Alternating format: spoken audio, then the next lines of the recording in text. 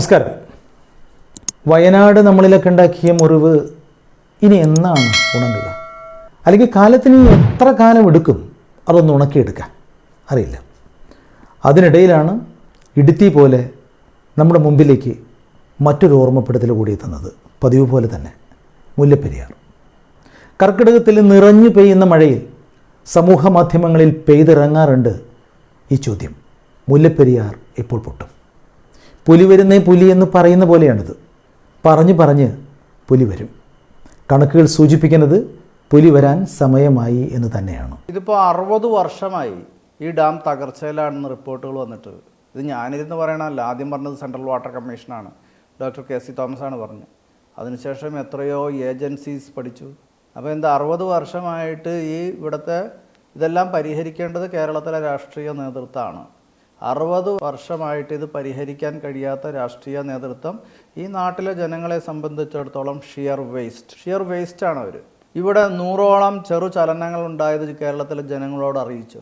Mullaperiyar dam തന്നെ 64 square kilometre സ്ഥലത്ത് വെള്ളം കെട്ടി നിർത്തിയിരിക്കുന്ന ഏർപ്പാടാണ്. ഇടുക്കിയും അത് തന്നെ 65 സ്ക്വയർ കിലോമീറ്റർ സ്ഥലത്ത് വെള്ളം കെട്ടി നിർത്തിയിരിക്കുന്നതാണ്.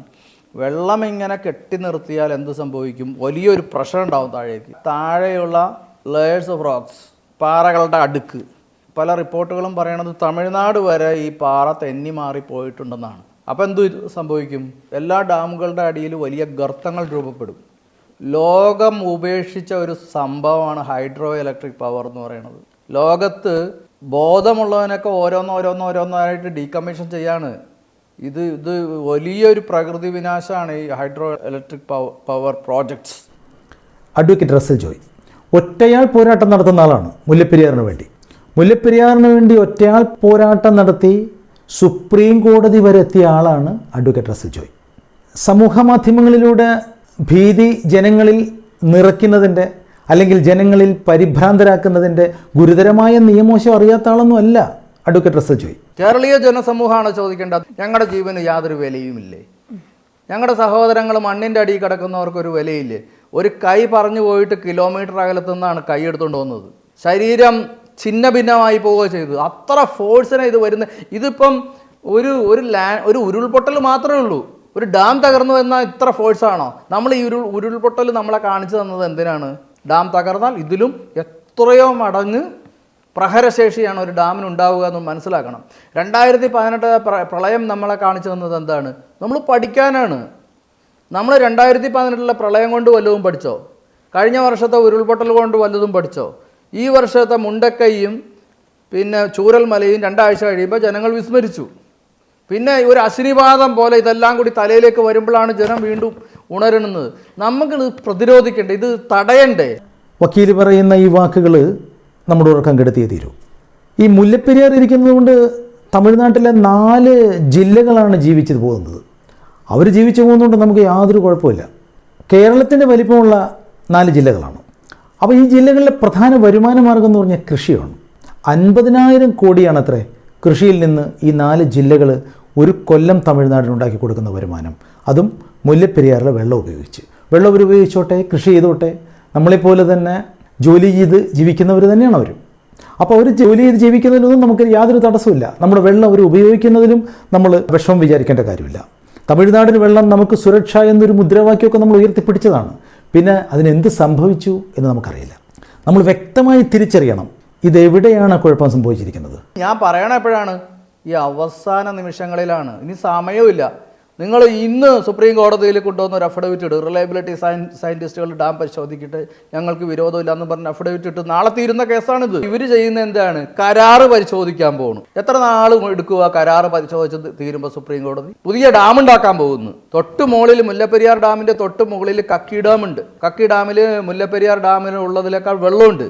അവിടുന്ന് 52 കിലോമീറ്റർ പൈപ്പ് വലിച്ചാൽ മുല്ലപ്പെരിയാർ പെൻസ്റ്റോക്ക് പൈപ്പിലേക്ക് ഘടിപ്പിക്കാം. തമിഴ്നാടിന് ഇന്ന് കിട്ടുന്നതിൽ കൂടുതൽ വൈദ്യുതിയും കിട്ടും, ഇന്ന് കിട്ടുന്നതിൽ കൂടുതൽ വെള്ളവും കിട്ടും. എന്താ ഇത് ചെയ്യാനായിട്ട് 2 കൂട്ടർക്കും ഒരു താല്പര്യമില്ലായ്മ? കേരളത്തിലെ രാഷ്ട്രീയക്കാർക്കും അവിടെയുള്ള രാഷ്ട്രീയക്കാർക്കും താല്പര്യമില്ലാത്തത് എന്താ? ഇതൊരു പൊന്മുട്ടയിടുന്ന താറാവാണ് മുല്ലപ്പെരിയാർ ഡാം. എല്ലാ വർഷവും പോക്കറ്റിലേക്ക് വരുന്നതും നിലയ്ക്കും. ഈ ടണൽ സിദ്ധാന്തം എന്നും പറഞ്ഞിട്ട് കുറേ ആൾക്കാർ ഇറങ്ങിയിട്ടുണ്ട്. പഴയ കരാറ് 999 വർഷത്തെ കരാറ് ഇപ്പോഴും നിലനിർത്താൻ വേണ്ടിയിട്ടാണ്. ഇപ്പോഴും നിലനിർത്താനല്ല, അടുത്ത 8-9 നൂറ്റാണ്ട് നിലനിർത്താനാണ് ഈ ടണൽ സിദ്ധാന്തം. ഞാൻ പറയുന്ന ഈ കക്കി ഡാമിൽ നിന്ന് വെള്ളം കൊടുത്താലുള്ള പ്രശ്നം എന്താണെന്നറിയോ? പുതിയ കരാർ വരും. പുതിയ കരാർ വരുമ്പോൾ ഈ പറഞ്ഞ പോലെ 50,000 കോടി ഉണ്ടെന്ന് അവർ പറയണ്ടല്ലോ അവരുടെ അഗ്രികൾച്ചർ ഡിപ്പാർട്ട്മെന്റിൽ. അതിൽ പകുതി ഇങ്ങോട്ട് തരേണ്ടി വരും. പകുതി വേണ്ടെന്നേ, നമുക്കൊരു 10,000 കോടി കിട്ടിയാൽ മതി. ഇലക്ട്രിസിറ്റി അവിടെ സർപ്ലസ് സ്റ്റേറ്റ് ആണ്, ഇവിടെ ഡിഫിസിറ്റ് സ്റ്റേറ്റ് ആണ്. നമുക്ക് ആ ഇലക്ട്രിസിറ്റി മുഴുവനും തരേണ്ടി വരും. അത് പറ്റൂല. നമ്മുടെ ഖജനാവിലേക്ക് ഒന്നും വരാൻ പാടില്ല. ഞങ്ങളുടെ പോക്കറ്റിൽ മാത്രമേ വരാവൂ. ജനങ്ങൾ ചത്തിട്ട് വേണം കരിമണൽ എടുക്കാൻ എന്ന് വിചാരിച്ചിട്ടാണ് ഇവർ ഇരിക്കുന്നത്. മുല്ലപ്പെരിയാർ ഡാം ഒരിക്കലും പൊട്ടില്ല എന്ന് വിശ്വസിക്കുന്നവരുണ്ട്. മുകളിൽ പറഞ്ഞ എല്ലാ വാദഗതികളെയും അവർ നഖശിഖാന്തം എതിർക്കുകയാണ്. മനുഷ്യനിർമ്മിതമായ ഈ ഡാം അനശ്വരമാണ് എന്ന് വിശ്വസിക്കുന്നവർ, അവർ വെറുതെ പറയുന്നതല്ല, അവരതിന് ശാസ്ത്രീയമായ അടിത്തറകൾ ഉണ്ടെന്ന് പറഞ്ഞ് അങ്ങനെ വിശ്വാസയോഗ്യമായ രീതിയിലാണ് അവർ പറയുന്നത്. അത് ശരിയാണെങ്കിൽ സമൂഹ മാധ്യമങ്ങളിലൂടെ മുല്ലപ്പെരിയാറിൻ്റെ പേരിൽ നിരന്തരം പരിഭ്രാന്തി സൃഷ്ടിക്കുന്നവർക്കെതിരെ തീർച്ചയായിട്ടും നിയമ നടപടി സ്വീകരിക്കണം. പക്ഷെ അപ്പോൾ നമ്മളെ ആശങ്കപ്പെടുത്തുന്ന ചില കാര്യങ്ങളുണ്ട്. ഈ ഡാം അവിടെ പണിത പെനിക്യുക്ക് എന്ന സായിപ്പ് പറഞ്ഞത് 50 കൊല്ലത്തെ ആയുസ്സേ ഡാമിനുള്ളൂ എന്നാണ്. 50 വർഷം കഴിഞ്ഞ് 120 വർഷം കഴിയാൻ പോകുന്നു ഇപ്പോൾ. രണ്ടാമത്തെ കാര്യം, ഏറ്റവും കൂടുതൽ ഭൂകമ്പ സാധ്യതയുള്ള പ്രദേശത്താണ് ഡാം സ്ഥിതി ചെയ്യുന്നത്. ഈ അടുത്താണ് അങ്ങനത്തെ ഒരു സോണിലേക്ക് ഇടുക്കി മാറിയത്. മൂന്നാമത്തെ ഏറ്റവും പ്രധാനപ്പെട്ട കാര്യം, ലോകത്ത് ഏറ്റവും കൂടുതൽ അപകട സാധ്യതയുള്ള ഡാമുകളുടെ പട്ടികയിലാണ് മുല്ലപ്പെരിയാർ ഇടം പിടിച്ചിരിക്കുന്നത് എന്നാണ്. ഇത് അഡ്വക്കേറ്റ് റസൽ ജോയിയെ പോലുള്ളവർ പറയുന്നത് വെറുതെ അല്ല. ആധികാരികമായ റിപ്പോർട്ടുകളുടെ അടിസ്ഥാനത്തിലാണ് അവരിത് പറയുന്നത്. അവിടെയാണ് ഉത്തരവാദപ്പെട്ടവരുടെയും മൗനം നമ്മളെ ഭയപ്പെടുത്തുന്നത്. അങ്ങനെയാണെങ്കിൽ സേവ് കേരള എന്ന ഒരു കൂട്ട നിലവിളിക്ക് മാത്രമേ ഉറക്കം നടിക്കുന്നവരുടെ കണ്ണുകൾ തുറപ്പിക്കാനാവൂ.